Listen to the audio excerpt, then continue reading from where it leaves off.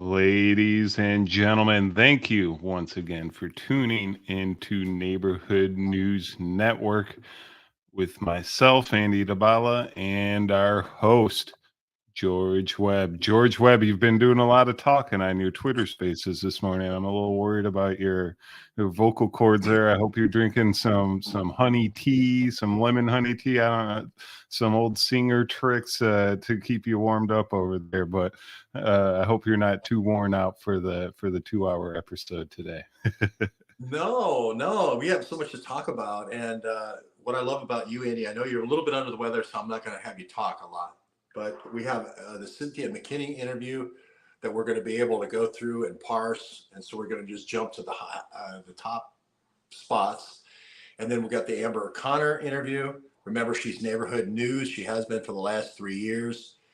Gateway Pundit just stroked that big check, 20 seconds before the Lou Dobbs show and got her the big check.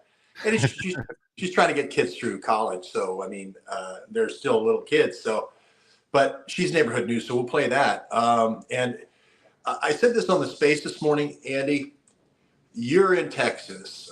Aaron's in Pittsburgh. We've got Carmadoc in Michigan. We've got Peter in California.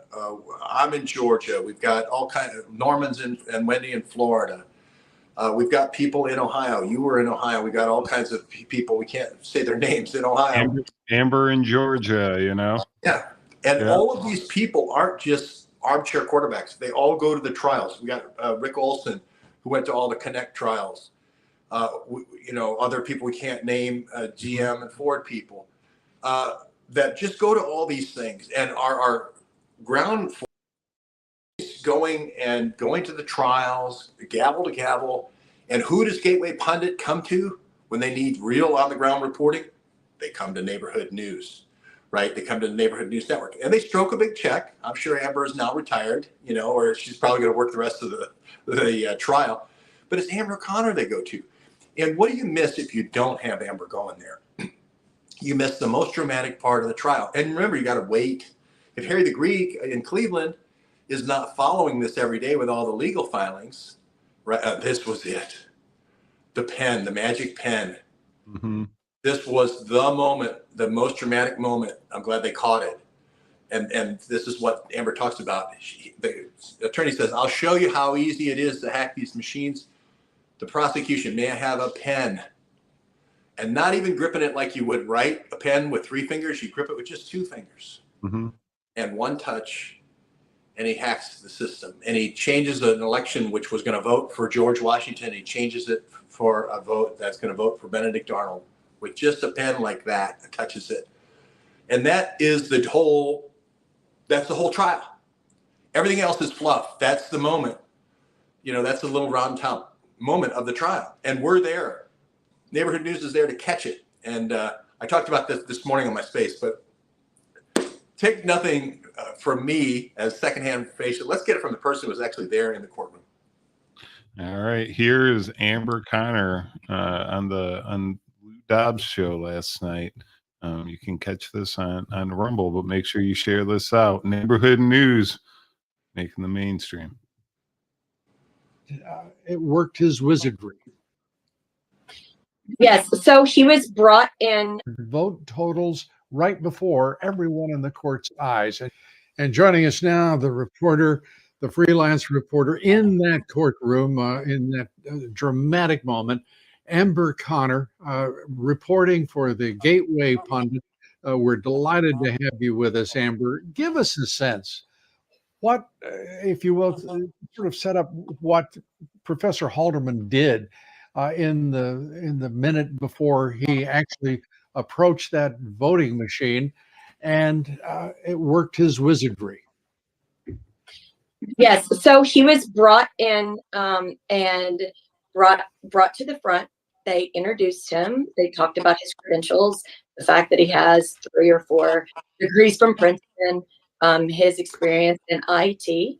And when they questioned him, they kind of gave a prelude to the fact that they brought the voting machine up to the front, the voting equipment, And they then showed the court, this is the ballot marking device, which they call the BMD. And this is the scanner.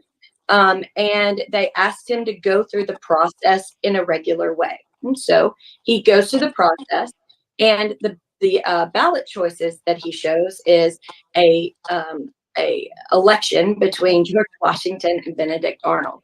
So he votes the regular way, and then it prints out, and then it shows that, yes, indeed, he did vote for George Washington. Then they asked him to show the vulnerabilities within the system.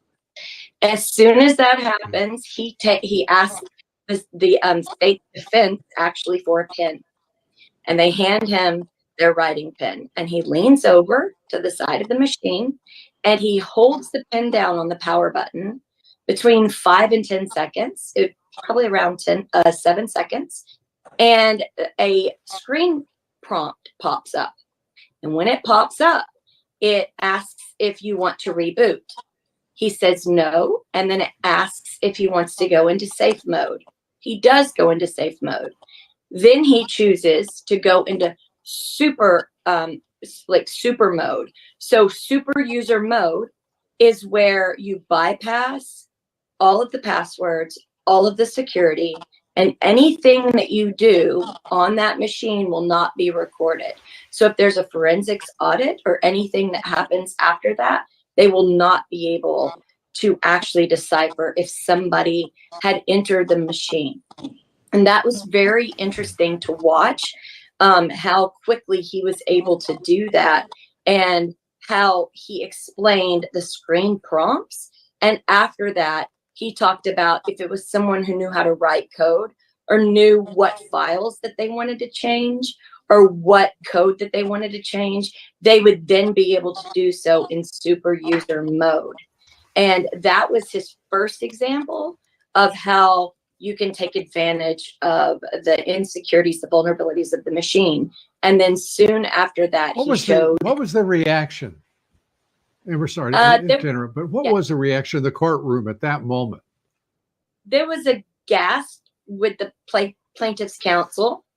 And then a few of the individuals who came in, who were like just watching the case, gasped. The judge looked very curiously at what had just taken place.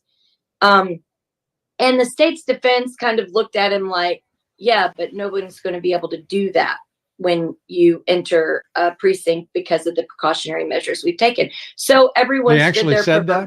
They said no, that. They said that out loud.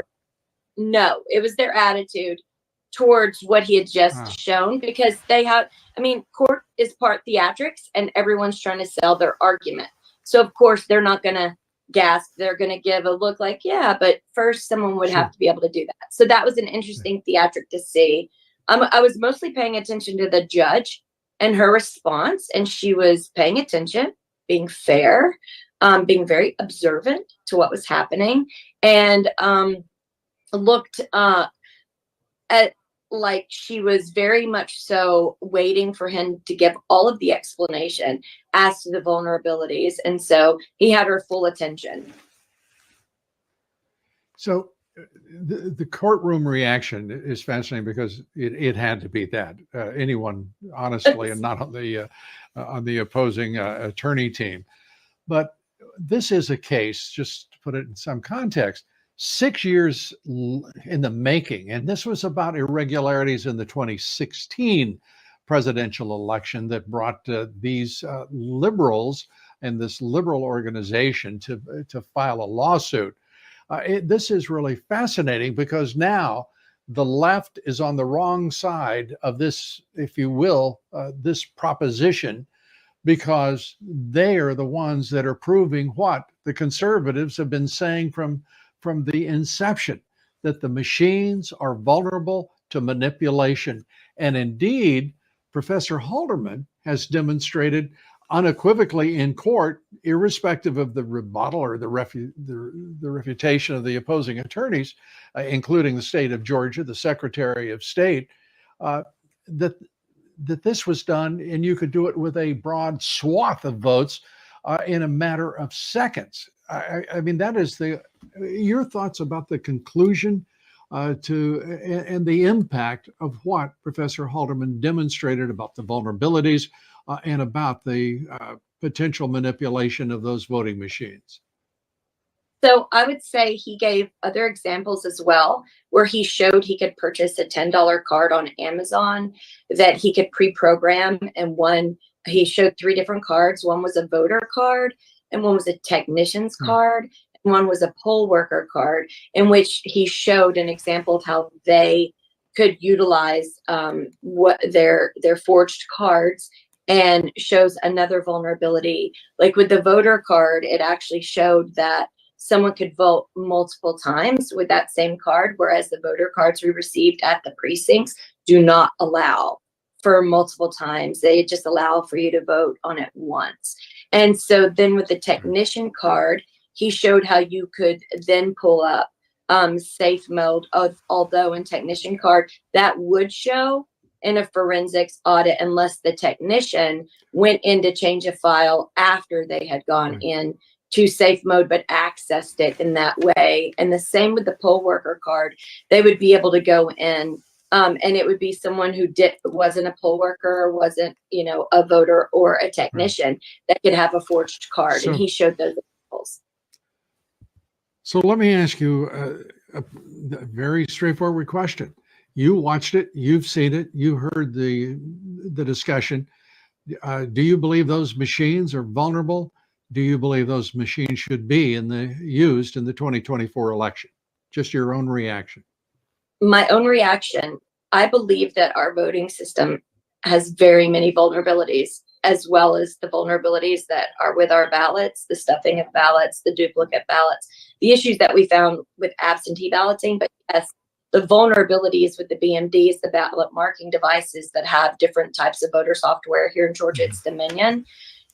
After seeing those vulnerabilities play out, and, for a while, everyone was told it was conspiracy theory, that, people could hack it and that it wasn't plausible. But when you actually saw it in the courtroom, it made that conspiracy go away. And it is very plausible. And I think my biggest issue is that with the curling plaintiffs, they're pushing more so for only the BMDs to be addressed, and not the addressing of other vulnerabilities, such as the ballot issue, the tabulators, and the malware that was explained to be able to be put on the scanners, because he showed an example of malware that can be inserted on the scanners and tabulators as well.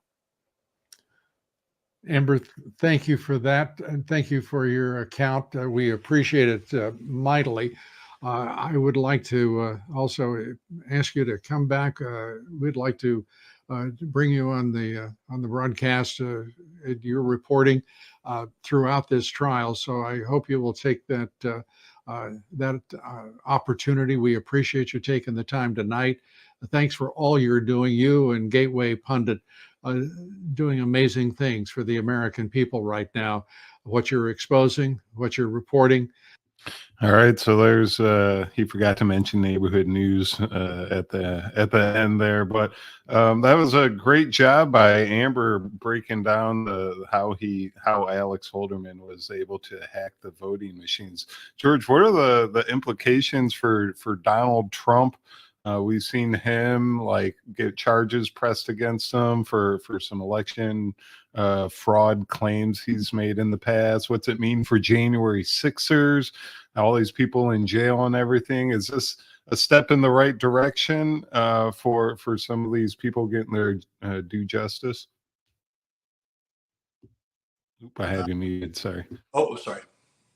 You're good. I'm good. Okay. I don't have a pen, so I'll just use this TV controller, something smaller than this. And so nobody's going to think carrying a pen, an election poll worker carrying a pen after the polls close is odd, right? So you're not going to have any fingerprints on the machine. But if everybody simultaneously at 9 o'clock, let's say when the polls close at 8 in Atlanta, and remember, these are remote counties. Trump's basic theory of the case is at 9 o'clock or some pre-appointed time, all 20 or 40 or whatever, I can't remember a number of counties that had this voting problem. But basically, we had people just putting the pen on the machine and holding it for 5 seconds and erasing everything. Okay. Now that's important because this caused a recount problem at the end of the election. They couldn't figure out where the votes went.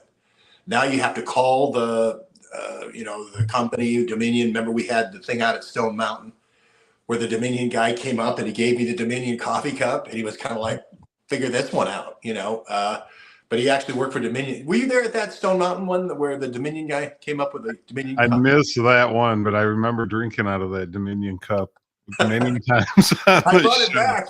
I brought it back as a souvenir. But the Dominion guy gives me the coffee cup at Stone Mountain in a kind of a challenge to say, figure this one out. And well, I think we just did through Amber's great reporting. And also I want to give a shout out to Harry the Greek at brassballs.blog. If it wasn't for Harry doing what he does, he's not as ambulatory. It's like kind of reminds me of my dad, where, you even go to the store is a very painful experience, right? But he's on the computer at 3 a.m., 4 a.m. watching what's going to happen. And he makes sure that our reporters are in the right place. I kind of feel like a manager of a AAA farm club, and you're going to go into the World Series, and then the major leagues, the phone rings. They say, we're going to bring the closer in, and you're not going to have them. We're going to bring the closer in. We did all this work to get this team set up, and nothing, and it's like we don't even get a mention. Yeah, they bring in the closer. And Amber did a great job. And that's part of citizen journalism, that people, get their chops here. Smote Aaron says, which is you're allowed to apply an algorithm to basically eliminate 20% of the vote or uplift the minority vote 20%, which we talked about before this happened. We go down to the actual people who wrote the algorithm saying that they're putting this code into the machines. So when the machines are rebooted and after it's been smitten or smoted, we have the minority numbers up 20 and we have the non-minority down 20. And now Trump can't figure out what's going on. Wait a minute.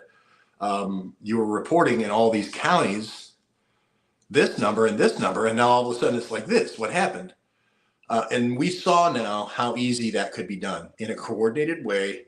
And the whole phone call, if you remember the Brad Raffensperger phone call, is over this issue that we're talking about right here. He's in court right now in Fulton County over this particular issue. He's going to go to jail potentially. This is some of his felony counts here. So it's very important here that we get this story right. And all Trump is saying is, I don't have time tonight here on election night to go through all 42 counties where they all press the button with the pen, the big pen, the pen hack, as you say. And by the way, Andy, great graphics for this show. I just love the graphics for the thumbnail. So all Trump is saying, just do a couple. I'm already winning all these things by 2,000-3,000 votes. Just do a couple. Well, they turn that around into saying, go find me votes. They leave out the pen. They leave out the 5 seconds holding the power down. They leave out going into super user mode. They leave all that out. They just say Trump is asking for votes. Mm-hmm. And that's the basis of the whole case, right? That's the Fannie Willis and all this. That's the basis of the whole case. So, and she's got her own problems, but you can see here that Totenberg, the judge, is like, well, they kind of have a point. Unless somebody with a chain of custody is watching that machine and those machines are under video surveillance, this is very possible that it could happen. And Trump asking about this massive 42 county, or maybe it's 42 polling places, I can't remember the exact number, and Amber would know exactly. But that is a weird irregularity where 42 machines all go blank. And that is something that you would call the state secretary of state who's running the elections and going, hey, what the hell's going on? Because it looks like an operation. It looks like a clockwork-like operation to take me out of Georgia and move Georgia over to the other side. And I think that's a reasonable suspicion after the judge sees this. So this is really important. This is probably the most important moment in keeping for an acquittal for Trump in Georgia. And I'm trying to block that hacker in the in the chat, or not the hacker, the troll in the chat right now. I don't know how Twitter just like lets them through for some reason. I block them in the. I think it's if they start. I think if they start, then they somehow can keep going. If they're like in watching the video, they can keep going or something like that. But yeah, we've seen, and you can multiply. Just getting back to what you're talking about, you can multiply those 42 counties. You can do that with every state. We saw this, and this is why one of the reasons why we're trying to get the swing state studios, neighborhood news, back rolling before this next election, because we're going to have some boots on the ground monitoring some of these major polling places around the country in these swing states to make sure there's no goofy stuff going on. And we've seen Chris Hunter do a lot of work in election hacking with Dominion and some of these other companies as well, and where the information's not even stored in the U.S. and the servers are elsewhere in China and Italy, or we're figuring that stuff out. But do you see this getting fixed before the next election? We see when we go to Iowa, when we go to New Hampshire, they have like kind of old school polling situations set up for the Republican primary. Why aren't we just doing this everywhere still? We've been able to handle it in the past. We've gone digital and we've seen the hacks. We just need some representatives to start going in to these election places and starting to like actually put laws in. And that's the only way I can see it getting fixed. George, what are your thoughts? How do we get this fixed? Personally, I like the caucus method because it breeds election integrity. You know, if you want to vote, come to the high school gym at 6 o'clock to 8 o'clock.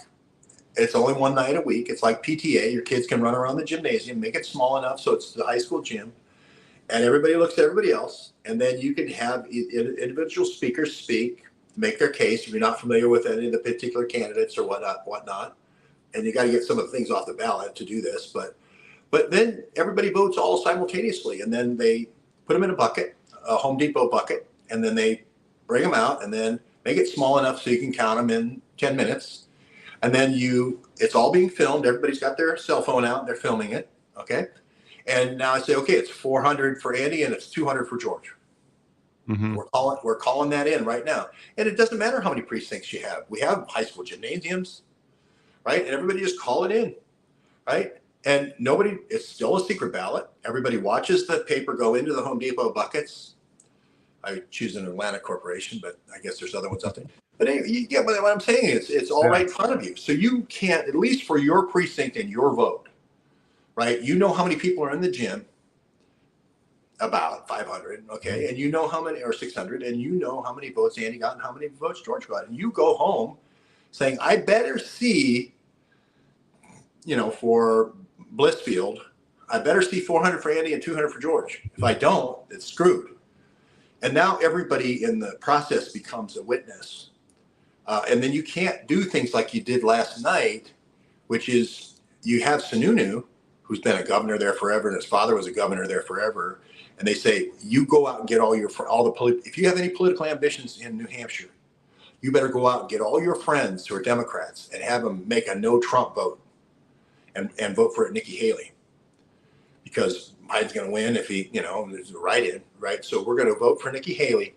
And then that'll take Trump's 20-point win and make it a 12-point win, mm-hmm. Right? That's the kind of submarining. Here we go. Yeah, I was gonna get into some of these videos. That's kind of what I was leading into this. We've seen people showing up to some of these election polling places, and a lot of them aren't even registered Republicans, and they're trying to influence the primary vote for Nikki Haley, and it seems to be that's just in case some of these criminal charges against Trump actually do impact him and he can't get the vote, so Nikki Haley can sweep on in. But here's a little video breaking down what we're talking about. We asked folks coming into the polls, do you identify as a Republican? Do you identify as a Democrat, or do you identify as an independent? And here's what we found in this exit poll so far. And I think this jumps right out at you. A minority of voters in this first wave of the exit poll in the Republican primary identify as Republicans. A majority, 53%, identify as either independents, 45%, or, and this is a high number historically, 8% identify as Democrats. For some context here, in 2016, the last competitive Republican primary, presidential primary in New Hampshire, the electorate was 55% Republican. It was 42% independent, and it was 3% Democratic. So in this initial wave, you're seeing some significant differences from 2016. We asked folks coming into the polls, do you George Webb, what are your yeah, so we see the infiltration of, like, they're actually physically showing up to the polling places. They're not just changing the tab within the machine. They're physically showing up and voting for other candidates. You saw dirty tactics, George Webb. Absolutely. It's easy to get to poison somebody else's primary, right? I just say, basically, do you want to get ahead in the Democratic machine? Get your people out to vote for Nikki Haley. Don't vote for Biden tonight. Get them out to vote for Nikki Haley. And I use my whole Democratic machine now, not to do what they should be, is get their candidate they want. I gear up the whole machine, right? The whole Sununu machine now, and the Democratic machine, all aimed at competitive votes. So you trim it from a 20-point victory for Trump to 12, and that's why he's upset. But they say as soon as Trump says anything against Nikki Haley, now it's going to be Trump versus women. It's not Trump versus this corrupted election process. It's now Trump versus women. And all you're going to hear between now and South Carolina, which everybody's forgetting about Michigan 3 days later, all you're going to hear about is Trump and how he hates women. And then as soon as he gets to, this is why I say South Carolina is a slaughter pen. As soon as he gets to South Carolina, the DNC has printed up so many stars and bars, so many Confederate flags. You're never going to see so many Confederate flags on the back of Trump trucks. They'll start putting stars and bars on the back of Trump flags when people go in to eat breakfast, when they go in to eat lunch, when they go in to eat dinner. Your car is going to have a flag put on it, stars and bars with the bumper stickers, slapping bumper stickers on, etc. when you go to these Trump rallies. And they're going to get all those pictures. Don't go to South Carolina. Don't walk into the trap. Go to Michigan. It's only 3 days later, Andy. Mm-hmm. Only 3 days later. South Carolina is only 9 electoral votes. Michigan 16. Michigan 16. Guess what? We were there in 2020. You were in Toledo, and then Aaron and the crew were in Ohio, Swing State Studios. Those turned out to be correctly the 2 battleground states, as well as Georgia and Florida, right? South Carolina is always going to be Republican. Tim Scott could win South Carolina, right? Or whoever could win South Carolina. It's going to go Republican. Don't go to South Carolina. 3 days later, go to Michigan. Go to Ohio. Take this time to go to Ohio. Go to Wisconsin. Go to Indiana. Go to Pennsylvania, right? Go to all these places that are going to be battleground states. Go to Georgia. Go to Florida, right? This is TCF Center. Here's Addie. Here's a little fizz from Addie's channel at the TCF Center. Addie, they were saying, follow the neighborhood news guy. And wherever Addie went, they were putting the cardboard up in the windows. So wherever, follow the guy with the long hair, and wherever he went, they were putting up these windows because he was getting the video. Yeah, does that seem like democracy right there? They're trying to hide what they're doing in the voting tabulator machines in the back. It's like, we're supposed to be open and transparent, people. You remember, because we were there, and Aaron, we got Aaron Adler, who had set up this beautiful studio. I think our studio, our great room, our wall of video was better than anybody's on election night. We had 6 cameras. We had all the swing states covered. We had California. We had Pennsylvania. We had Tracy from Pennsylvania. you know, Ohio. We had a whole bunch of people from Ohio. We had a whole bunch of people from Michigan, Georgia. We had Florida. We had Nevada. We had Iowa. We had all the swing states covered on that night. We were just clipping between all these swing states. And he said, it's all going to come down. He said, you remember where it came down to last time with Hillary Clinton, 2016? Wayne County, Detroit. Mm-hmm. And that's where it's going to happen. And he said that at like 8 o'clock. And we said, oh, Aaron, Trump's winning Michigan by 12. And the thing is widening. They're not, because Wayne County, remember? Wayne County, watch out at Warren Flood. We had talked about Warren Flood working for Biden, and that's where he was doing DNC operations with Microsoft, right, for hacking. And we said, watch out for Warren Flood. And then what happens? Warren Flood shows up with the red Ferrari, and then the rest is history at the TCF Center that night. We're the only ones that cover it. The guys who were with You want to play network, that moment, George Webb? yeah. The guys, I just want to say, the guys with the network were afraid to get out of their vans. Our guy, Addy Ads, is walking all around. They're putting up all the boards. They ended up almost crashing a car through the place where Addy was. You know, they were in a little coffee shop, and they drove the car through the coffee shop. That happened. He was with one of our guys. Play this. Ohio, Pennsylvania. They haven't called Michigan yet for Trump, and I'm wondering why not. Why has Michigan not been? Because only 47% of the vote is counted. Are you guys actually surprised that Biden has like this? So in 2016, I recall in 2016 at 2:30 in the morning, sitting there watching. Most of the country was decided. They didn't call Montana yet, and they didn't call Michigan. And inside Michigan, they were waiting on Wayne County, which is Detroit. Now, do you remember your dear friend that you wrote about in your books, who's in Detroit right now working for Microsoft, no doubt, punching away on the computer there at the Microsoft Warren office? Flood. Where did you take my picture of Warren Flood? He took my whole whiteboard, all my magnets, everything. He ripped it. I know we were going to put the congressional people up The tornado came through. But Warren Flood, He's in Detroit right now. He's probably listening to you on his headphones while he looks for, Guccifer backdoors into. so DNC operative Warren Flood was the key person that his signatures or metadata was on a document, which was called DC Leaks, which is supposedly the extortion document written by a Romanian hacker or someone in the Middle or the Eastern European hackers. But it turned out to have metadata in the Microsoft document for a guy who works for Microsoft Professional Services who worked for Joe Biden. He also had a background in earth resources, mineral resources, extraction resources in the country of Canada. He was an outstanding student in Canada for that, and a great guy to have on staff if you're going to do a Belt and Road initiative where you're going to be extracting resources from countries that you don't own, that you want to declare dominion over. You made this before he even announced for president. Announced his campaign. This graphic was created by George Webb long before the Biden campaign was even a thing. Yeah, right? Warren Flood. Here we go. So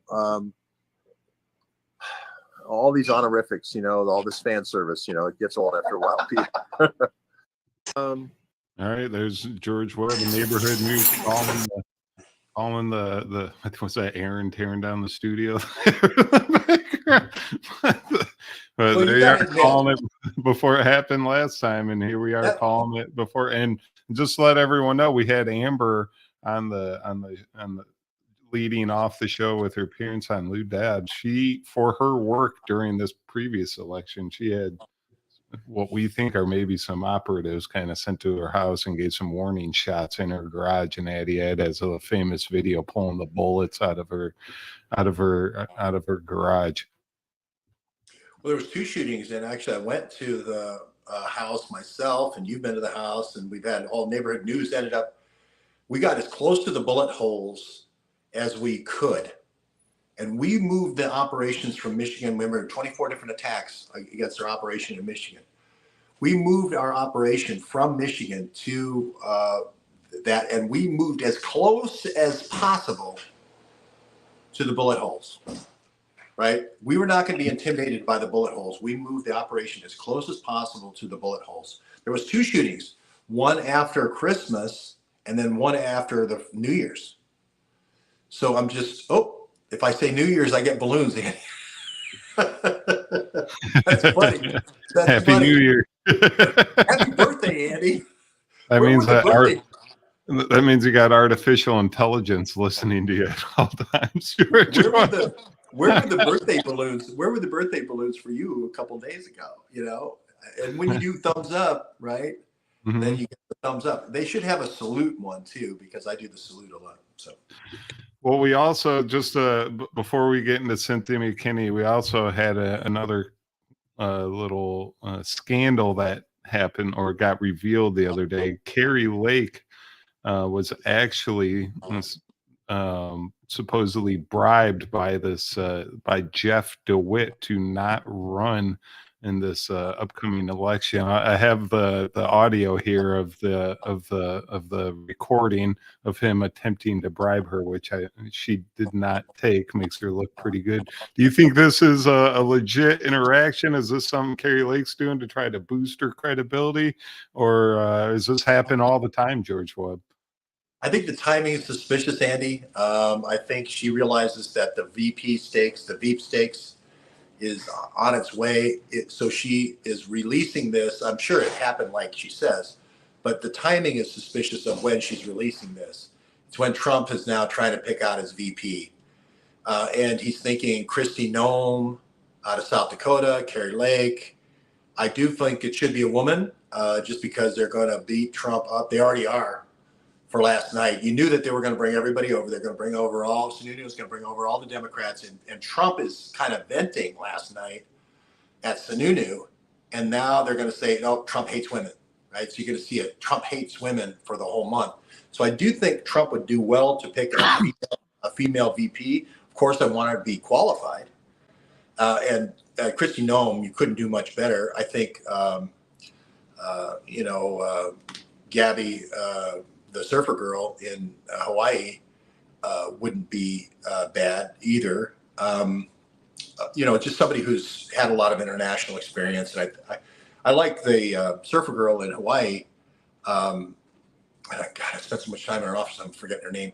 But, he needs to diffuse this women thing. And he needs to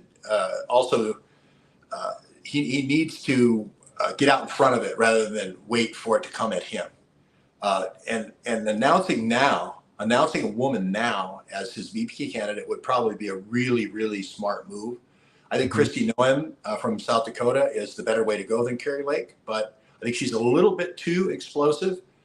And Trump is explosive enough. So someone who could go out there and tell the story in her way may be a better way to go. But anyway, I'll let you play the clip and we'll see. Sorry, I just moved my clip away.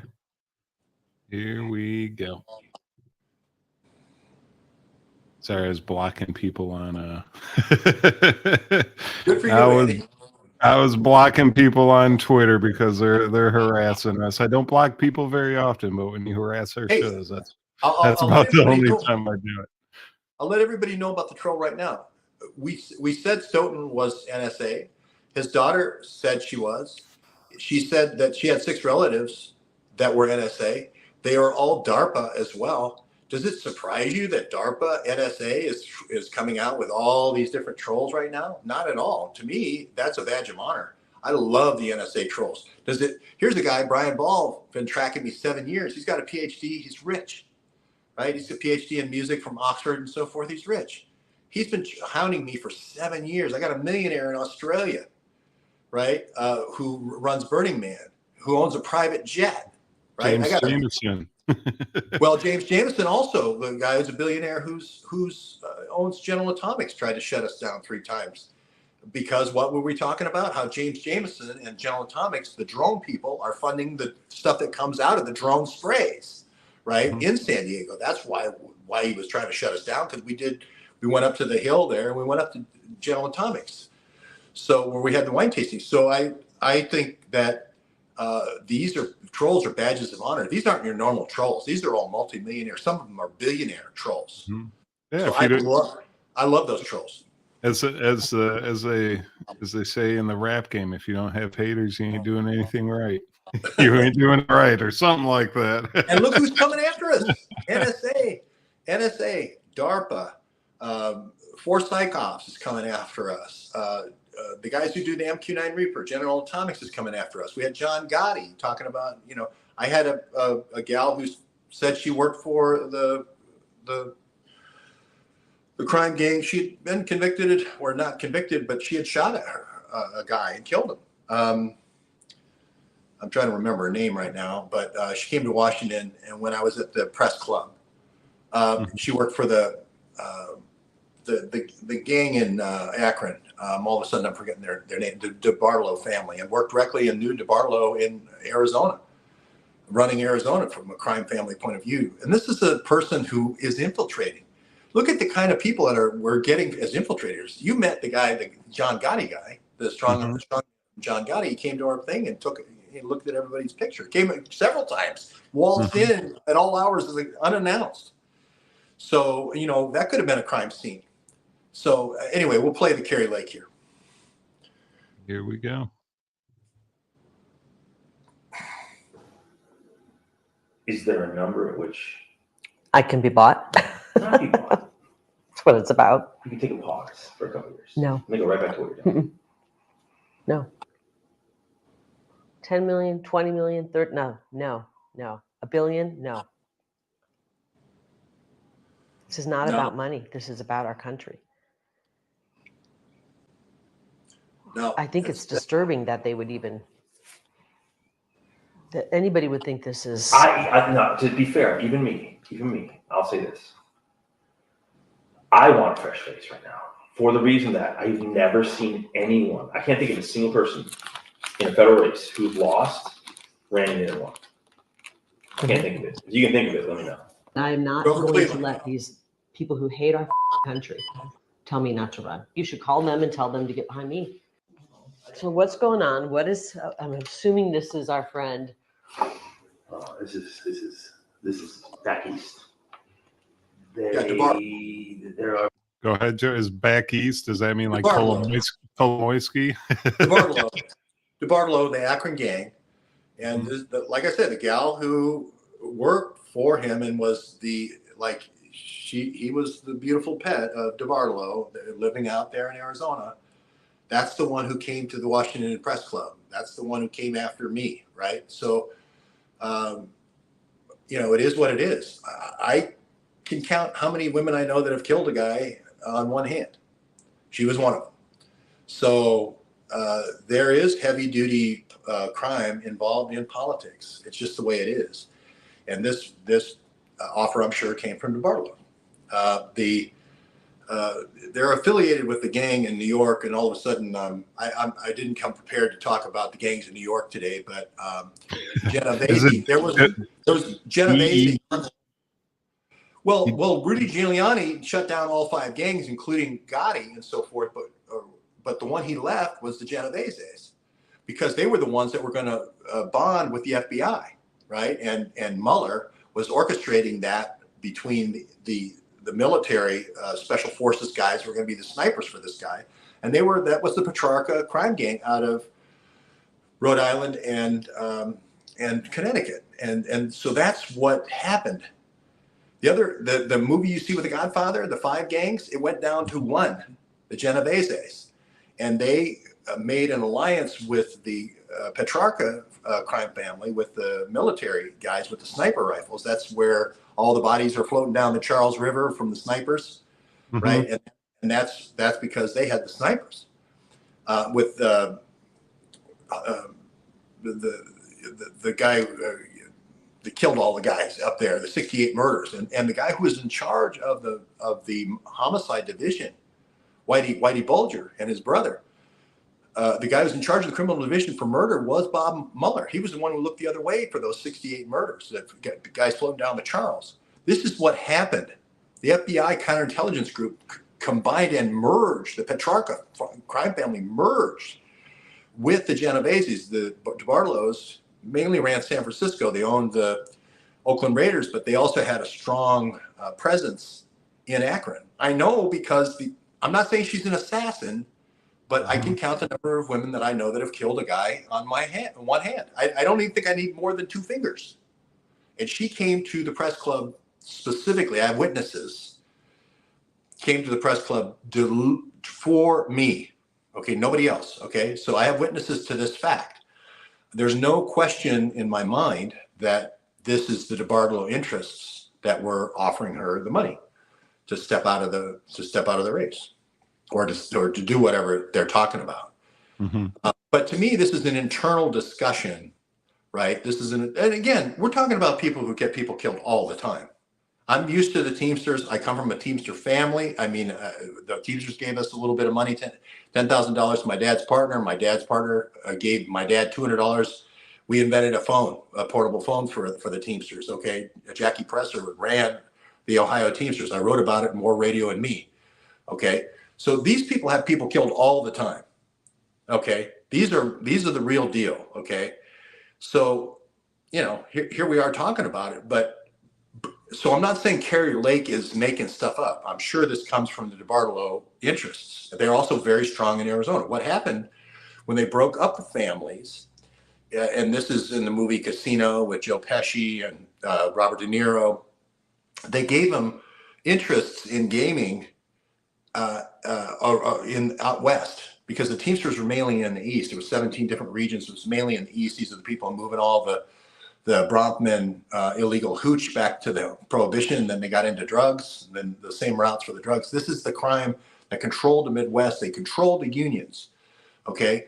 The way they assuaged the crime families of the East Coast was to say, well, we'll give you the Tropicana Hotel in Nevada, or we'll give you Bugsy Siegel, we'll give you Hollywood as an area. You can build out Hollywood. They give somebody else, the Bartolows, they gave them Arizona. So this is how they kind of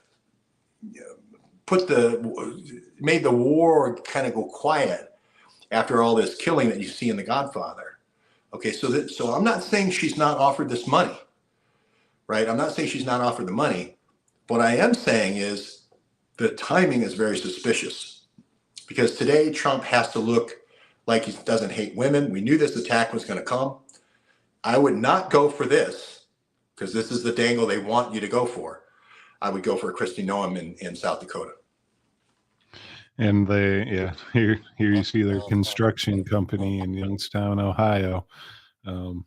Owner of the San Francisco 49ers. I didn't know that he was so mobbed up. That makes sense, though. And Kolomoisky, this is the other thing. Kolomoisky and the Ukrainian gang, the Mayfield Road gang, was the gang in Cleveland. Again, it's all on More Radio and Me. I wrote a book I wrote 11 years ago. So how was I working for the Republicans 11 years ago? Anyone? These trolls coming in, oh, he's a plant. I wrote about this 11 years ago on More Radio and Me, okay? But the Mayfield Road gang up on the hill where I was born, Sinai Hospital, is the Jewish mob. And they got together a long time ago, and they got together in Longshoreman, which was run by Danny Green, right? And they ruled Ohio and Ohio politics. They controlled who was coming and going in and out of the State House. Les Wexner is right next to the governor's mansion. So they said, we control Ohio, we control the key swing state that controls the election. We control Michigan. The Lex Wessner's counterpart up in Michigan was Max Fisher. Max Fisher, and we know Dave Underdown has done a lot of great reporting up there, but Max Fisher was able to control Michigan politics because Romney worked for him, George Romney before Mitt Romney. And you control Michigan and Ohio, that's 26 electoral votes, 21 electoral votes, and they're swing states.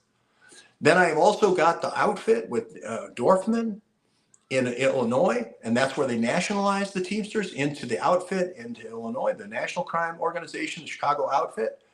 Now I control Illinois. That's the thing that was the swing state for John F. Kennedy. Right? Now if I reach out into the Wisconsin mob and I go back to all those bootlegging links, this is the industrial heartland. That was another 15 or so electoral votes. You control Pennsylvania, right? You control Ohio, Michigan, Illinois, Indiana. You win the election. The unions had a tight grip, a fisted grip on the election, right? That's why we don't bother going to South Carolina.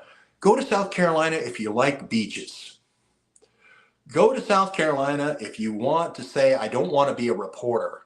I want to just go to the beach. I want to go to Myrtle Beach, right? I want to stay up all night playing video games down there along the boardwalk. If you don't want to be a part of the political process, go to South Carolina right now. If you do want to be a part of the political process and you want to make a difference, go to Michigan, go to Ohio, go to these places that we know are going to be the battlegrounds. We know it. Go ahead, Andy. I'm just putting stuff. Here's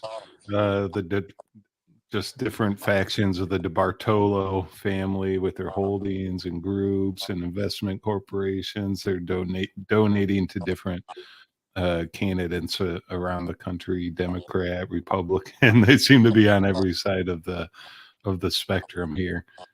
This goes back to me, Andy.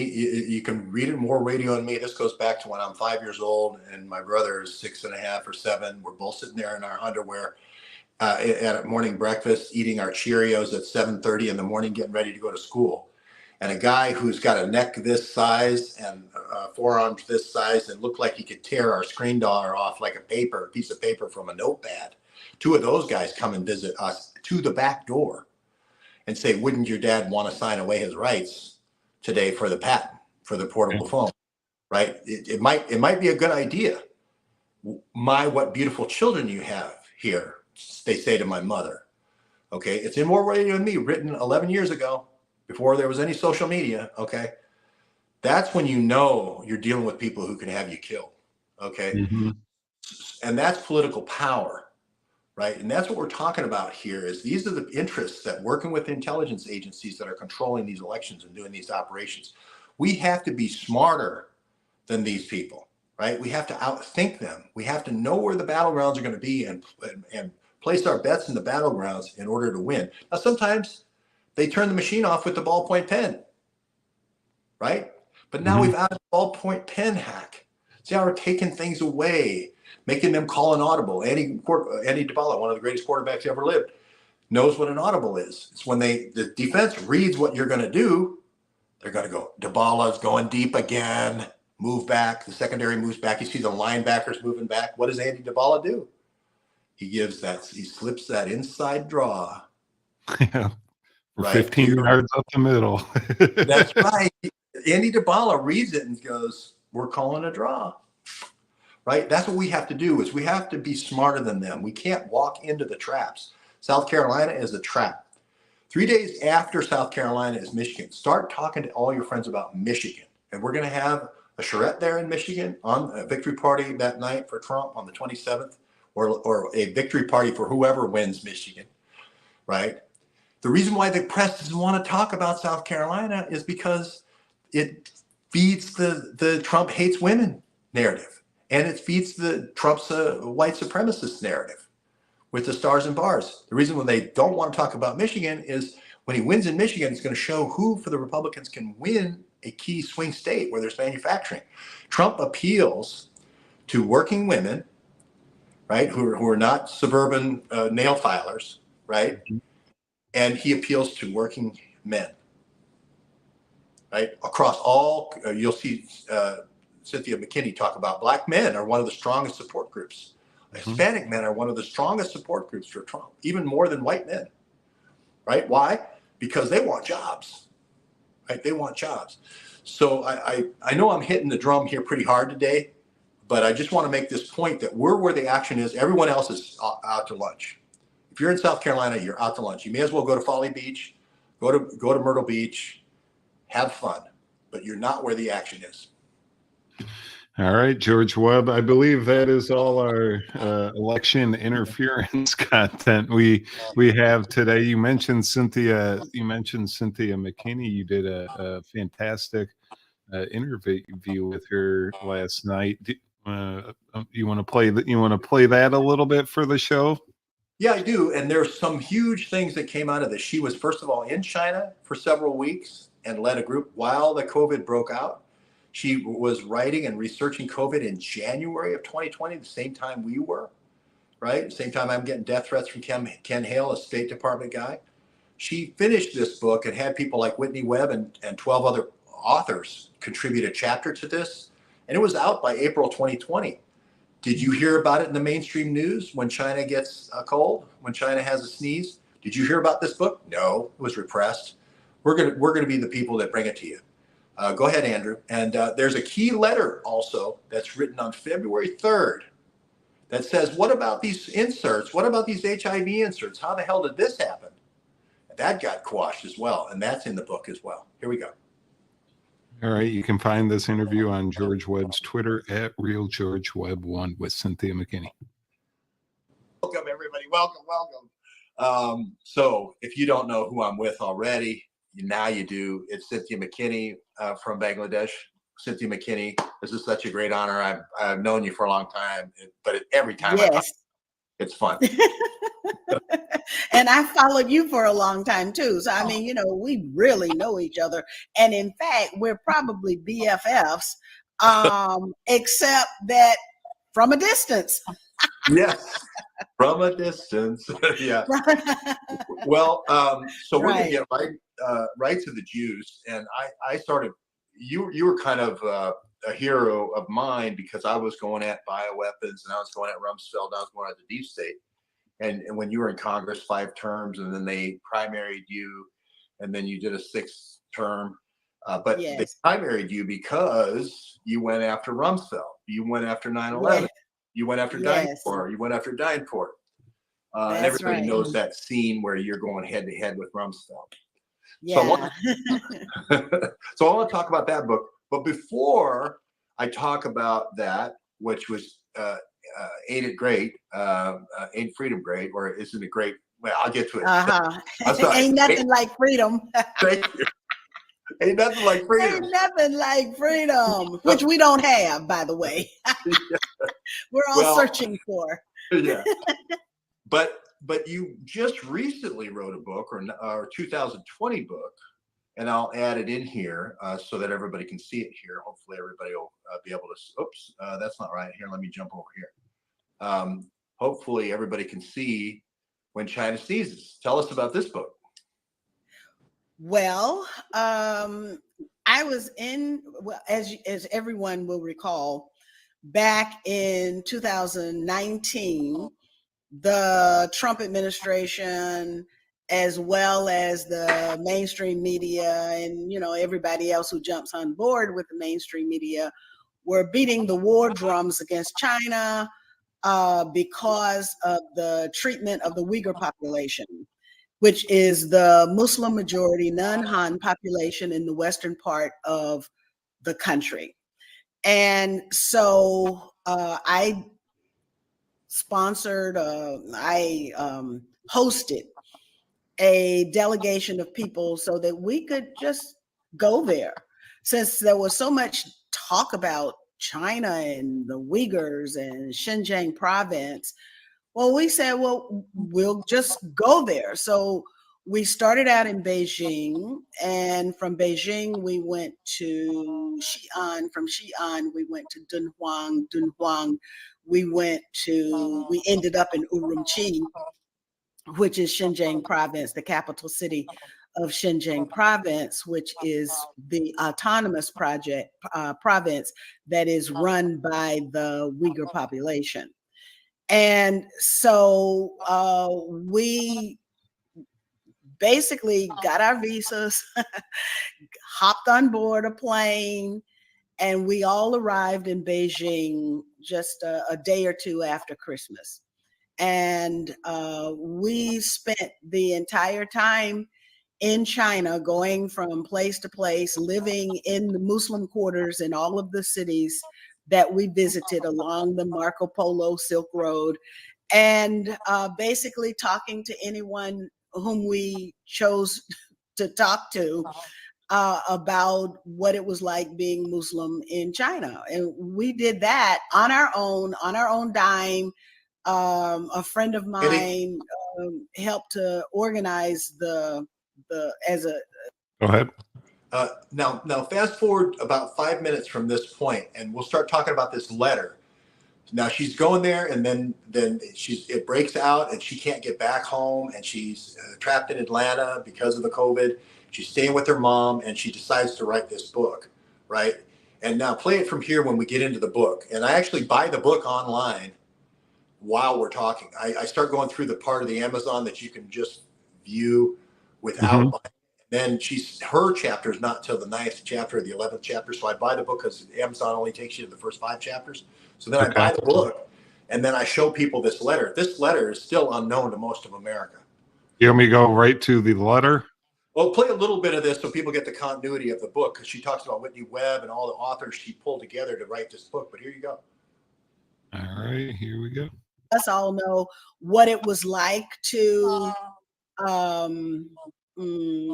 be in China at that time during the lockdowns. And basically in the introduction, though, I conclude that our bloodstream has become the battlefield, and we need to understand that. So I eventually get into bioweaponry. Whitney Webb did a chapter on DARPA and DARPA's activities into bioweaponry and coronaviruses. And, the math began to math as these chapters came together. And Okay, now I did forward, the chapter on. Yes, sir. Go ahead. She says, I did the chapter on, after she finishes her chapter on genocide, then we'll go and jump forward. So go ahead. Question: who's dying? Well, if it's a bioweapon, we need to know who's dying and who's not dying. And with the SARS experience, in preparation for my chapter, I read every public access research that I could find on SARS, MERS, H1N1, and they're all cited there. And then go forward about eight minutes, and you'll see the letter from the that goes to the White House about the 4 inserts that she has. And when you see there, I'm buying the book. You see me buying the book, Andy? See, this is what everybody should do. Everybody else should do this. Buy Cynthia's book. Buy the Kindle so you can search for terms. But continue on here now. You'll see me go to chapter 11, which is the juice, and I take you right to the most important document. I believe it froze on me. In traditional Chinese medicine. So go ahead, George. Let me find it. It froze on me. I have to reboot it real quick. No worries. You'll see me go right to the document. There it is. Okay, now play it from here. January of 2020. So, wow, I've never seen this before. This is really amazing because it shows he did have state of mind, and he did see it, and he was troubled, or, he was troubled. It had those fingerprints of bioweaponry. And that's right. I never knew that. That's amazing. So I'm going to expand this. It's dated February the 4th. I'll just call this HIV letter because it had those HIV inserts. And I think that was probably very troubling to Trump. And let's see if I can zoom in a little bit on this here. Okay. All right. And so it's written to Marcia McNatt, right? And it's saying, okay. Okay. Here's the HIV GP120 protein, the glycoprotein 120. And then I think I see HAG, which is some other protein that shouldn't be there in this virus. Go ahead. I think that's the hemagglutinin spike. The HAG is the hemagglutinin spike. Now, what the hell is the hemagglutinin spike, which makes things more infective? What the hell? The same thing that the spike does for the coronavirus is the same thing the hemagglutinin spike. I think it's the HAG, or at least it's raising antibodies for the hemagglutinin spike.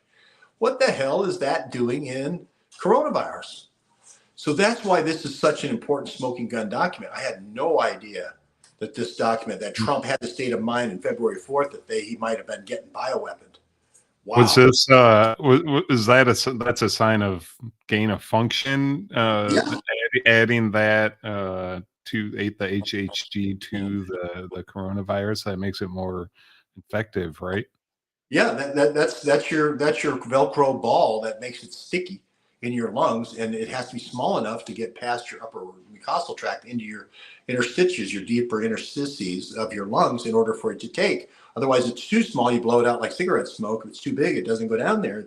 The upper mucosal catches it if it's not 2 to 5 microns. So this is right out of Erasmus lab. This smacks of the NATO's little shop of horrors here. And Cynthia Mckinney is delivering the juice. This is it right here. What the hell is the HAG doing there, if it is the hemagglutinin antibody that I think it is? And what the hell is the GP120? GP120 does the same thing as well, right? For HIV virus. It's the Velcro ball that makes it sticky as well. Now, Paul Cottrell, you've got to give Paul Cottrell credit. In February of 2020, he's talking about the 3-way cocktail and the 5-way cocktail. What he's talking about is the number of different spikes that are, if we don't get them with the flu spike, we're going to get them with the HIV spike. And if we don't get them with the HIV spike, we're going to get them with a corona spike. And we're going to have this little Velcro ball of 5 different kinds of spikes to increase our chances that we're going to get an infection. Now, that is an amazing thing to come away from when he reads these papers like Cynthia's coming away from. And he's saying it's a 5 cocktail or a 3 cocktail. He calls the spikes cocktails. He comes up with that in February of 2020.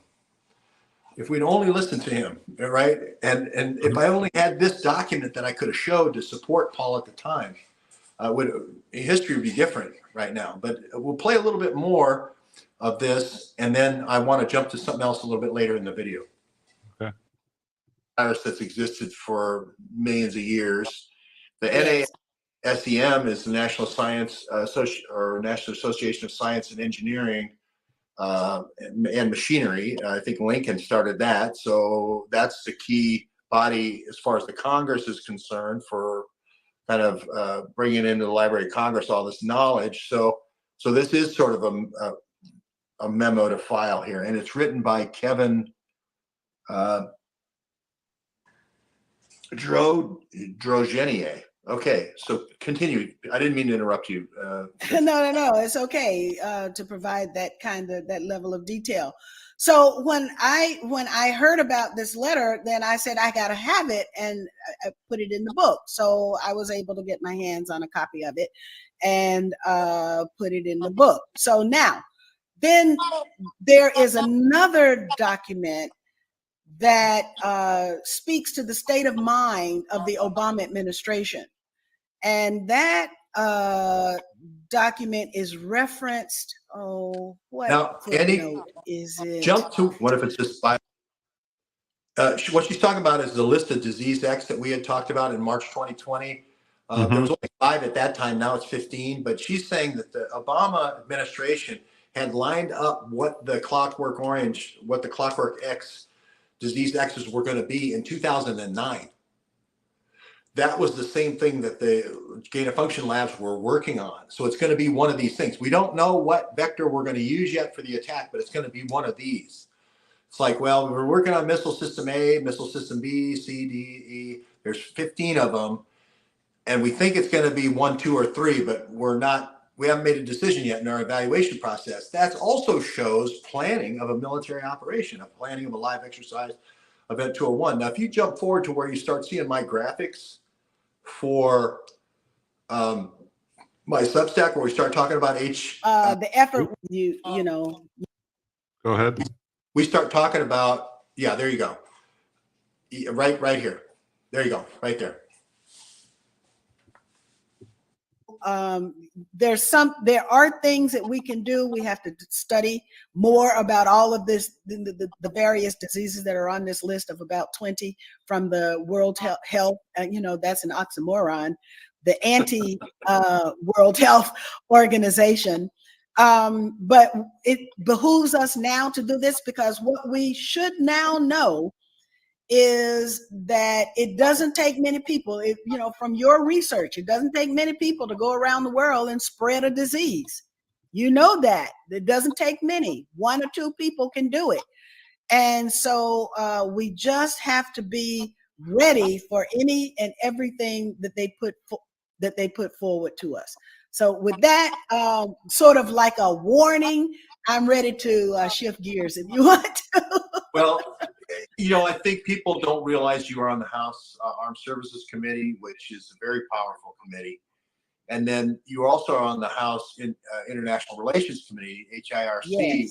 another very powerful committee. And I don't want to get into Israel bashing or anything, but I do remember a part of the book which is where you talk about what Congressman Wexler in Florida, Boynton Beach, where he says, "Hey, I'm 50% here in Boynton Beach. 50% of my folks are Israeli or Jewish, and they don't want her." That's right. and you know what? The thing about it, I was not in the room at the time, but I had my advocates who were in the room, because at that time, you remember, I was a member of Congress elect, and so I was not able to go into that particular meeting. So the meeting was held. I had my advocates, and basically, who's gonna say? Because everybody was saying, well, she was right about September 11th. They're whispering, but they were saying, you're right. So there wasn't any expressed opposition to me getting back on the International Relations Committee. My whole academic background was in international relations, so my undergrad degree, my master's degree, I read John Stockwell, which informed me, about In Search of Enemies, first CIA who was a whistleblower.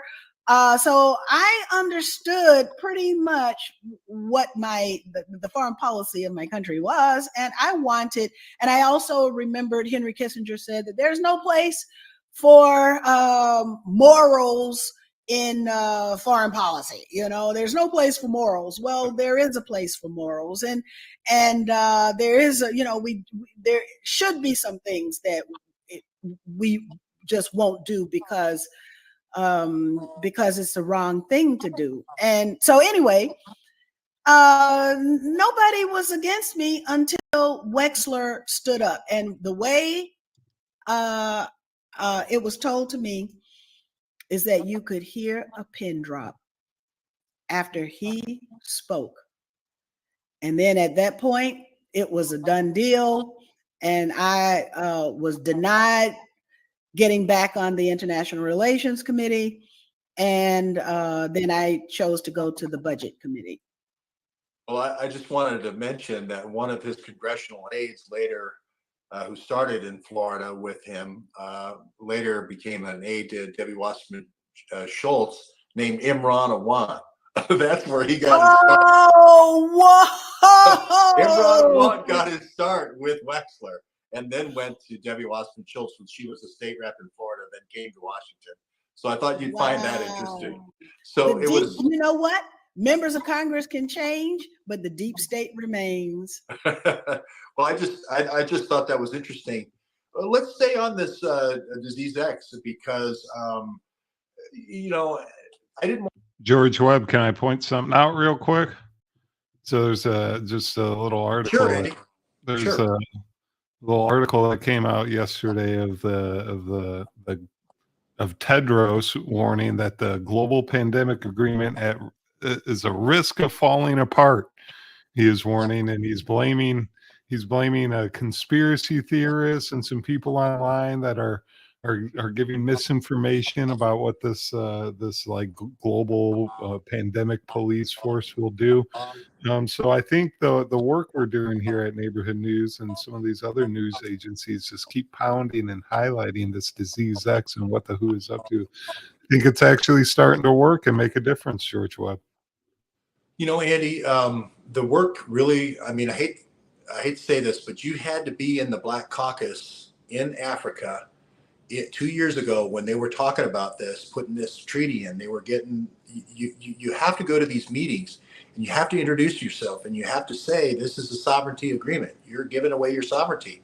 It might not sound bad right now while you need help and you need vaccinations while there's a gun to your head, but they're going to use it later to take over your country, right? And now try to imagine saying that in French, right? Now try to say that in French to someone in Cameroon or from somebody from, Mauritania or whatever. I'm gonna go take over your country. Yeah. Rebellion. Comprenez-moi. Like, I'm trying to tell these people, because remember, 40% of Africa is French. So I'm talking with people who don't speak any English or not much English. Most of the reps that are sent there, but French is their first language or tribal language. You remember Aaron's wife? It's Twi. When I was over at the house with the 7 African princes and princesses, A lot of yelling at Aaron and Twee going around at the house. I know with the kids, when the mom starts talking in Twee, that's when the belt, is to watch out. That's when the kids start moving. That's when you start running. Start cleaning the dishes, sweeping the floor. Yeah. So this is their third language now. Ghana's English speaking, but remember, and I say this she's the top expert of Africa. She knows the African history. She's gone there. She's well known in Africa. She's not as well known as Muhammad Ali, but she's as well known as Tedros in Africa, Cynthia Mckinney. So, before Tedros became WHO chief, she was better known than Tedros in Africa. Tedros was only really known as a warlord in Ethiopia. So my point here is that so goes Africa with the WHO. So goes the nation. So goes the WHO, because Africa is one vote per nation. That's 54 nations. North America is 3. The U.S. vote counts the same as Mauritania, or whatever you want to, Mauritius, whatever, or Ghana. So the effort was being put into the African delegation. That's why I was spending time with the African delegation with my horrible French, because that's where the action is, and that's where Tedros. That's why they got a guy from Ethiopia to appeal to the African folks to give up their authority. And when you bring on somebody like Cynthia Mckinney, for an African, maybe not so much us, because we all remember her back at 9/11 going head to head with Rumsfeld. But when you bring out somebody like Cynthia Mckinney right now, when they're all going, and remember, they have to sign this by May. Right now, Cynthia Mckinney in Africa is more famous than Tedros before Tedros got put in by the NATO. Right?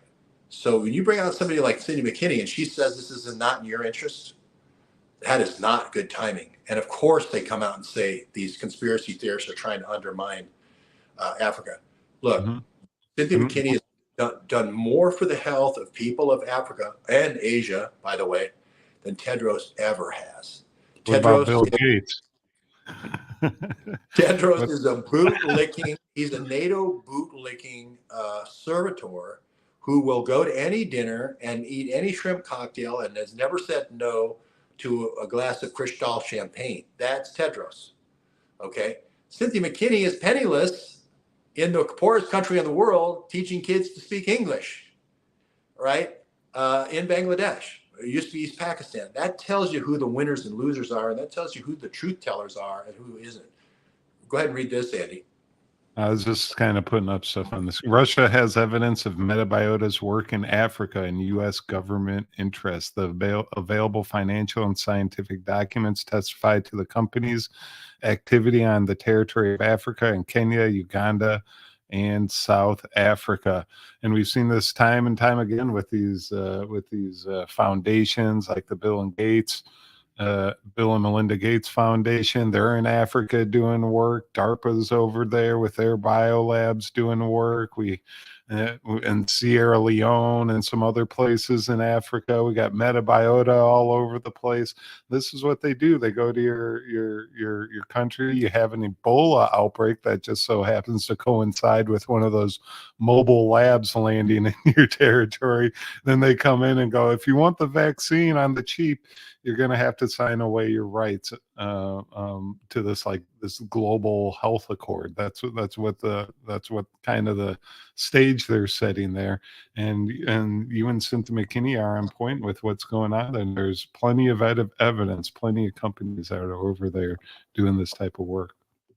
And Andy, that's why we're meeting with Cynthia Mckinney right now, when it makes all the difference for the world, right? The world's holding its breath right now and seeing, what does Cynthia Mckinney say? Well, I mean, tell me someone who knows more about African diplomacy, right, in the State Department or otherwise, anywhere in the world, that knows more about Africa and is more welcomed all over Africa than Cynthia Mckinney, right? And she's the one with us saying, this is a bad idea for you folks, right? She met almost every African leader. She's the only American leader, liaison to Africa, that ever researched any of the murders the CIA did with Patrice Lumumba in Congo. Harari, that was murdered, the Lebanese leader that had come down, and the other, Wayne Madsen, our friend, he's not associated with Neighborhood News, but our investigative journalist researched in Africa those two murders. She's the only one who has said, let's research where the CIA has killed these leaders in order to take control of the country. Now, are you going to vote with Cynthia Mckinney? And I'm speaking, Connie was helping me with my French so I could be more persuasive. 21 countries in Africa that speak French, okay? And out of the 54 countries. Je vais reprendre ton pay is, we're going to take over your country. Je vais, I'm going, reprendre, to grasp or, take, ton pay, the familiar version of the possessive, pay is your country. That's what I should have said the WHO is going to do. There's the French belt, Andrew. Excellent graphics. Awesome. And here's it is quite the French belt right there going on in Africa. I didn't realize there's that many countries in Africa that speak French. I knew there was some like in Ghana and South Africa where they speak English, but yeah, it makes sense. Napoleon went around and conquered a lot of land, did he not? Yeah, he did. And I think, Napoleon's not stupid. He knows the best cannons of the world are made with the best metal. So, not a stupid guy. Now, with our connection, goes back, with Mark and Aaron, and of course, all the African princes and princesses and queens that I lived with. Can you imagine, Andy? I'm the one guy in the house that's not some form of royalty. That gives you a complex after a while. You feel like you have to have the milk after the African prince has the milk, and after the African queen, and after the African princess. But anyway, we weren't in, Ghana, we had obviously Neighborhood News starts in Africa. It was mainly started to be an African news network to begin with. So the birthplace of Neighborhood News is in Africa, and the first 10 years it was in Africa. And then it moved with the family and Aaron to Michigan. But our roots are still strong in Africa, and we want to help the African contingent make their decision about this sovereignty document. You can, James Rogowski and everybody can talk about how we shouldn't sign this document and tell the Senate not to do it. You know how many votes you're affecting? One, the U.S. vote. So have those guys go knock your lights out, right? There's 154 countries that vote on this thing. It might be more than that now. Great, go get that vote. We're working on 54 votes, the block that actually, again, it's like the swing state argument, Andy. Why are you worried about the one vote of America? Let's say you get that no vote. What about the 54 votes of Africa to win the election, the battleground, right? We're perfectly positioned. At one point, we were neck and neck as a news network in Africa with the African News Network, right? Because Africa had been so underserved. There's Aaron. Play this a little bit. People forget about this, but this is where I don't think this is. I gotta find the video first, but yeah. But this is where Neighborhood News starts. So we're perfectly positioned to try to influence the African countries not to sign this thing. If they don't sign this thing, then we put off disease X. Now there's a hidden veiled threat here with Tedros. We're going to disease X your country if you don't vote for this, right? They're always using the bioagent and the bioweapon to threaten the country if they don't vote your way. But what these people don't realize is when you sign that document, you've just signed away your country. It's like saying we're going to abdicate the Constitution. Say it's old, white, racist men. Now we're going to draw a line through it. We're going to say Klaus Schwab now rules our country. It may be helpful because of this. Is this Ghana? Is this? This is Teach on the Beach in Ghana. You can keep talking. I can just play. No. I think everybody looks at it and says, "Oh my God, it doesn't look so bad." And, the beach is pretty nice there. Aaron it wasn't hurting too bad. But remember, he tried to set up a charrette here many times. Yes, we did.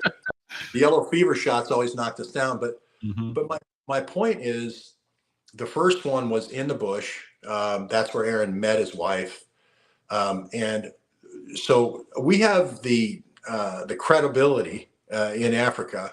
Aaron's been there 30 times. Mark's been there many times. We also don't want to see these people. We don't want to see them being genetically tested by Bill Gates and Metabiota and some of these other health companies that are out there just using the population as a testing ground. And they do the same thing with the primates. They have little islands where they keep the primates on, and it just seems like Africa as a whole is just like a little health experiment for our health companies. Even getting to the mosquitoes, the gene-dried mosquitoes, they release them all over this place as well. Yeah, I mean, I think people don't realize how much effort went into building the building and how it was all volunteer labor and how they organized all this and built something out of nothing.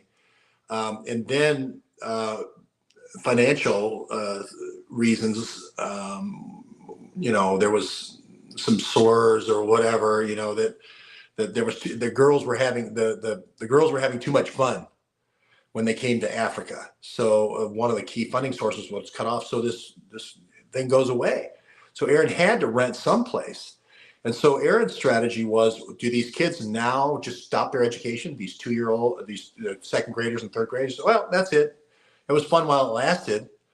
When the money was pulled out, when the rug was pulled out, what do you do then?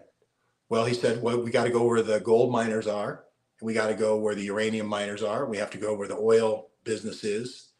And they moved to the beach because that's where all those guys were. And they needed funding source, and it lasted a long time. We were able to send money for a long time, but we had so many attacks on the Michigan operation, so many attacks, 24 different deplatformings, plus the physical server being removed against our will. We had so many different attacks that it was hard to balance that ball as well.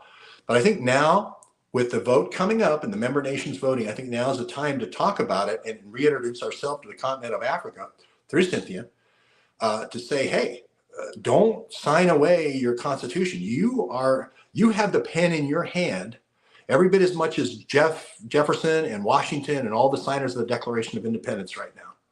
And you decide whether you keep sovereignty for your country and you stroke that pen for independence for your people for the rest of time, or you sign it away. Right. So it's almost like somebody's showing up, a British guy showing up with a bag of gold and saying, hey, why don't you guys forget all about this? Right. We'd all be speaking British. We'd all be speaking a beautiful, posh British accent right now, Andy, if that had happened. We wouldn't be speaking American. Right. So no, I'm kidding. I'm joking. Do you want me to do my posh British? I'm Queen Elizabeth. I'm too sick to get that high. I don't know, but we have. We all would be speaking with really beautiful accents right now if our forefathers had given away our national sovereignty, and that's the same thing. This is Philadelphia, Liberty Hall, Independence Hall right now for every one of these African nations. So we're appealing to them right now over the airwaves here to not sign this document and give us early warning if they start disease Xing you. This is why Cynthia Mckinney and I differ slightly. This paper on the screen, this is a scientific document. Why have so many African leaders died of COVID-19? It seems they already got disease X, George Webb, to follow suit. Well, that's a great, and our guy in Ghana, who, we have connections to, they almost got him too. I hope he's still alive. And Ghana has always been a bellwether for Africa. I can't count how many Ethiopians I talked to and Congolese I talked to when I lived in Washington. I lived in an Ethiopian section of Washington, D.C. They all hate Tedros. They say, Tedros, half of my family died because of Tedros. He missed cholera in our country 3 times. How do you miss cholera? We're not talking about missing something like a new novel coronavirus. Cholera has been around since Dr. Snow figured it out with pins in a map of London, right? All he did was had push pins, right, and a map of London, and he figured out cholera in 1850 something, right? And here's the guy who misses it 3 times. Is he still alive, Andy? No. Unfortunately, there was 5 African leaders that actually passed away. It was to the point where Reuters had to come out with a fact check debunking the claim that they're killing off the African leaders that weren't following the pandemic health accord.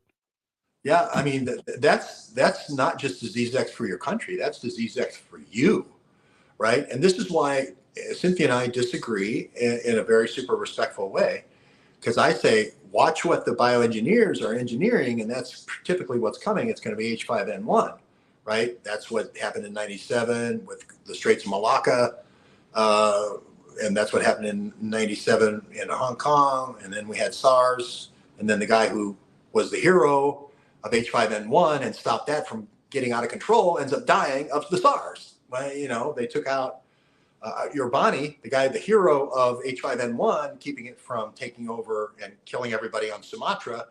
That's the guy who gets killed with SARS by Matt, when Matt Pottinger's rolling that out.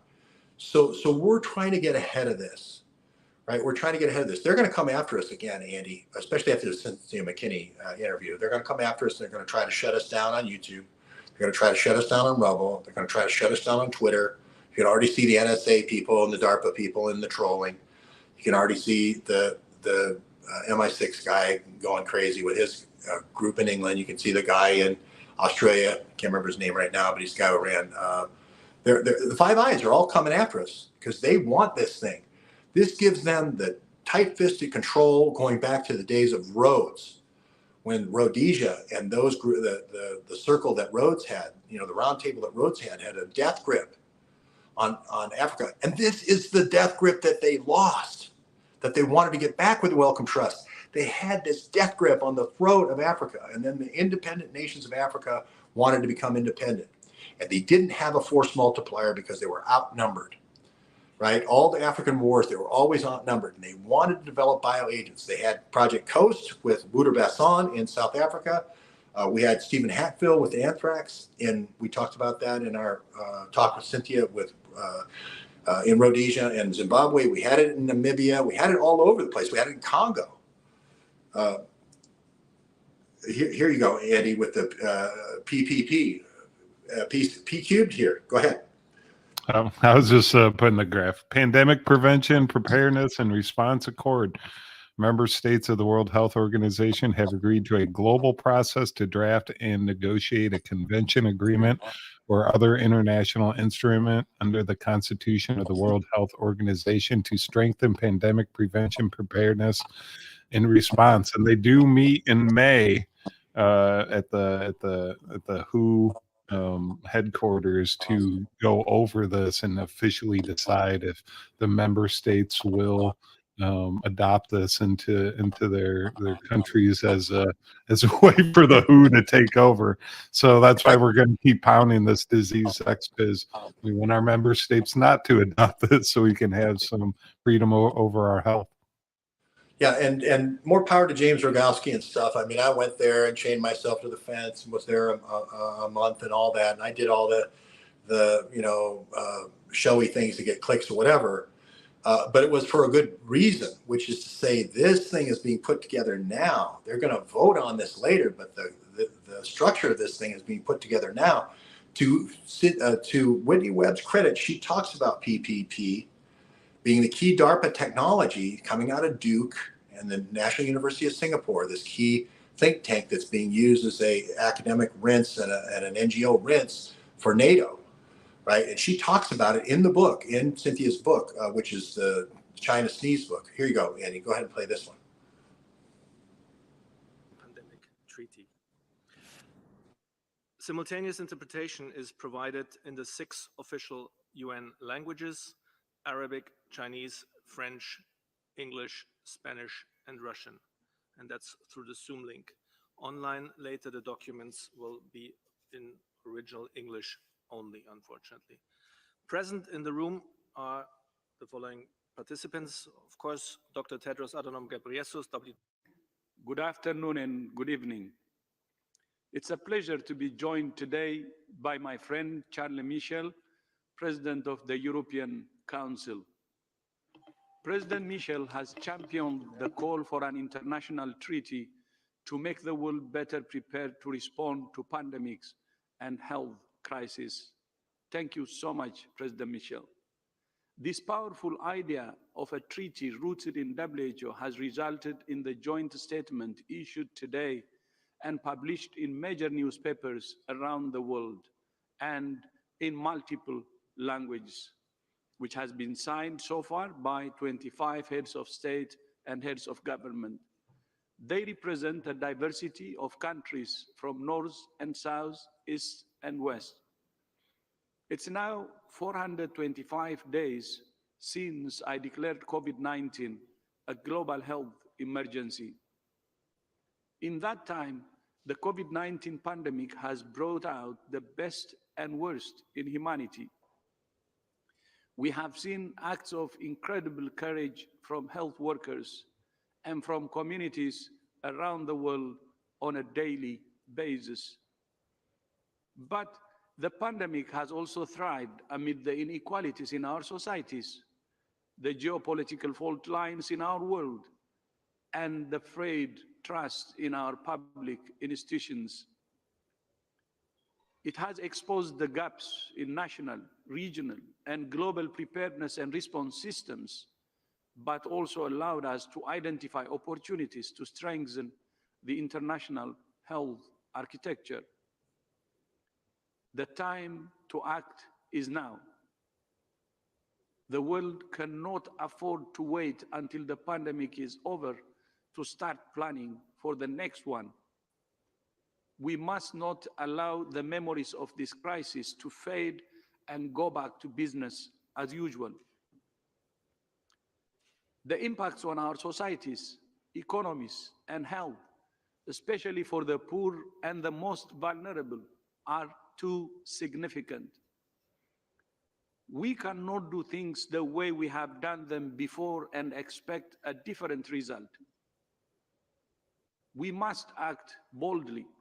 Do you want me to keep going with this, George Webb? We can play more of your Cynthia Mckinney interview. Well, I just want to say I wrote I hate to sound like a broken record, but I wrote a book about this, and I wrote a book about this guy named Webb. This guy was a PhD. He was from Ethiopia. He was watching how the money was being spent. He watched how Tedros came to power by missing cholera 3 times. They were actually, I think, all bioagent experiments that were covered up as cholera, but that's another story. That's why none of the workers who had cholera test kits tested it at cholera. That's why it was missed.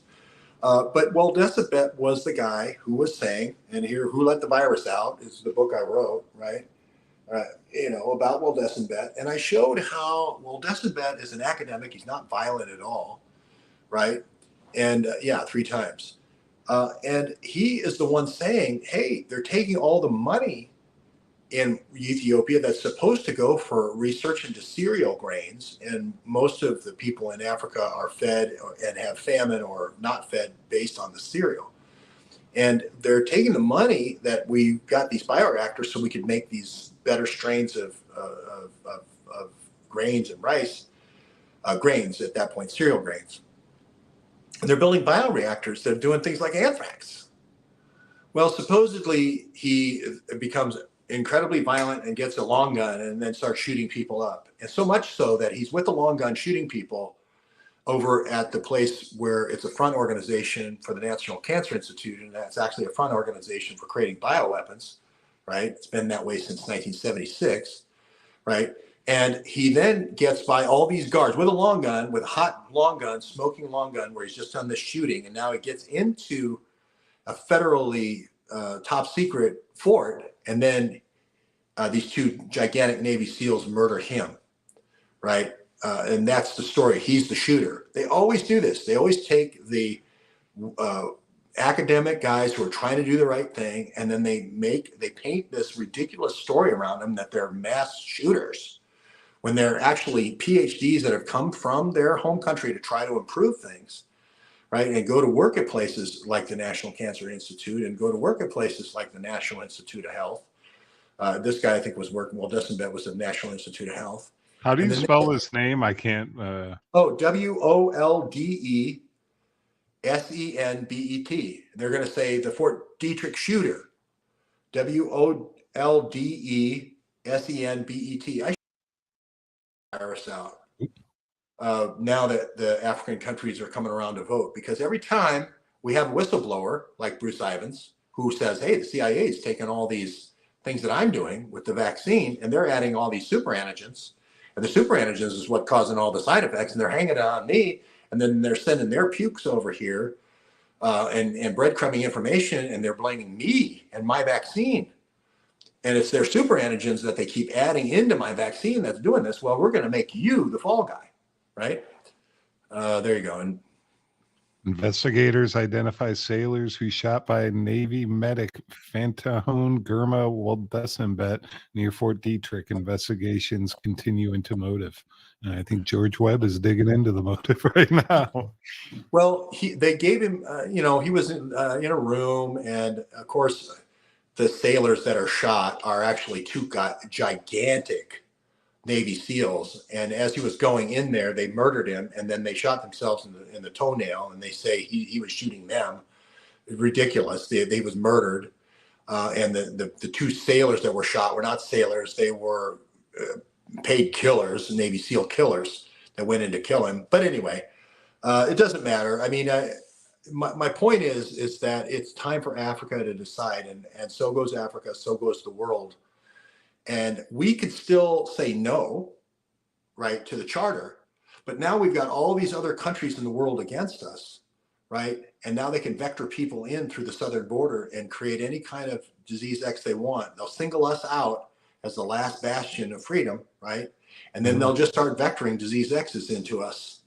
So Cynthia believes that it's going to be Congo, Crimea, hemorrhagic fever in Africa. She also thinks it's going to be Ebola. We had a good joke where we said, isn't it interesting how there's always an Ebola or Marburg fever over a diamond mine in Sierra Leone?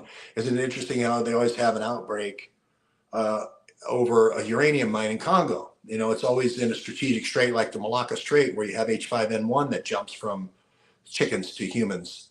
So yeah, supposedly he gets through all this security with a long gun. No, he went in there to report to work, and they set him up, and they went in and murdered him, and they shot themselves in the toenail, and then they said sailors were shot. And I saw the guys who killed him.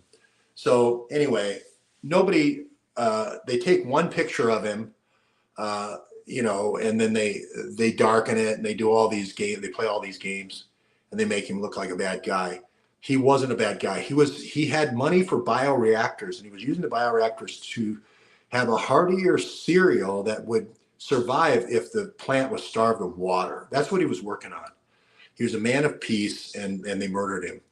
And, is that around the same time as the McDaniel murders, or is that a couple of years later? About the same time. I think I wrote it in 2020 or 2021. Okay.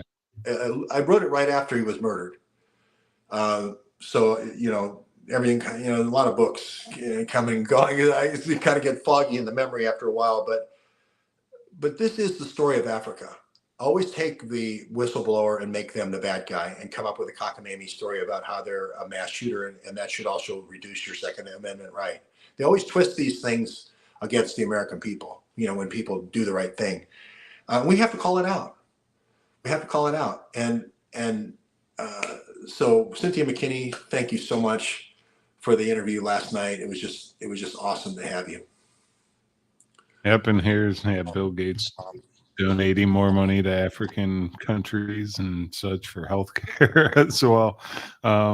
And yeah, that was a great interview by you and Cynthia McKinney. Next time, George, when you got something like that, you can just call me back. Hey, I need a little help. Just sit in the background and pull up graphics. If I don't have to be on screen, I can sit there and just be in the background. That's easy. That's easy for me, G-Dub. So, well, I'm pulling Andy Dabala. I've been up kind of around the clock on this, and so I'm gonna get some sleep. And I'm going to get a shave, and I am going to be back in good condition when we come back on Friday at noon. I can't, and tonight I have to get, oh man, I got so much to do between now and tonight. But I'm on with Dave Underdown and John O'Loughlin on McDuff Lives. If you can believe, I'm going to be doing another show. So here we go. Well, George Webb, one of the hardest working citizen journalists in the game. I guess we can wrap it up a couple minutes early. It's sure. G-Dub. It's just like George said, he'll be on tonight on McDuff Lives with John O'Loughlin and Dave Underdown, Peter Duke tomorrow at 5 o'clock. And no Peter Duke tomorrow. We're only doing once a week now. So Thursday is off. So you're going to have to watch me on tonight with John O'Loughlin and Dave Underdown. What's George Webb going to do with a day off? Research. And catch up, basically. What are those little like bubbles and little things that like pop up? I don't know how you're doing that. When I say, watch this, Andy. When I say Happy New Year, Andy, right? Well, maybe it's happened already. But if I go like this, it's supposed to say, well, that's a person doing a thumbs up, and then they add the. Yeah, there's just a little thumbs up popped up next to your head. I've seen it a couple times. I don't know how must be a new feature in StreamYard. But thank you to Amber Connor once again for going to the courthouse and digging into the Alex Haderman case and presenting your information on Lou Dobbs. Keep up the good work, and the rest of you citizen journalists, we need you to step up your game a little bit. You got to keep up with Amber Connor now. She's raised the bar, so we all got to follow suit a little bit. George Webb, you have a wonderful day. Go get your rest. Make sure you go to @RealGeorgeWebb1 on Twitter. And hit that donate button for PayPal. Buy him a cup of coffee, or subscribe to his Substack, and you can find those links on the top of his Twitter page if you are interested in donating. George Webb, have a wonderful day. And don't forget, everyone, blackberries matter.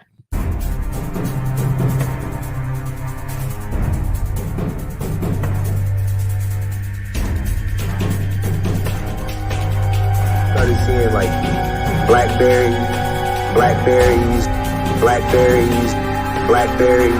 government issued blackberries, government issued blackberries, government issued blackberries. They were blackberries. Man, this looks like government issued equipment. Man, this looks like government issued equipment. Man, this looks like government issued equipment.